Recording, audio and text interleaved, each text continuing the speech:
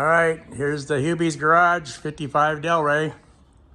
We got the deck lid up there. We got nice gaps on the coming down the gaps. Are looking pretty good coming down both sides. Gaps are looking good. Gonna have a little work to do in the corner here when we get this adjusted. We got a pretty decent gap across the bottom on the new tail panel.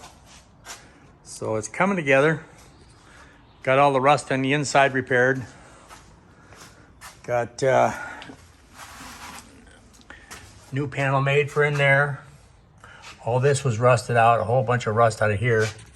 This one here had half of this one was rusted out, and the piece over here was rusted out. So we got that all squared away.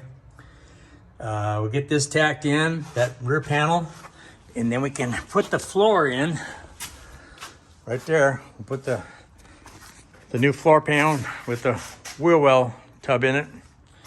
And that's looking pretty good. So we're making progress on the Hubie garage, 55 DelRay.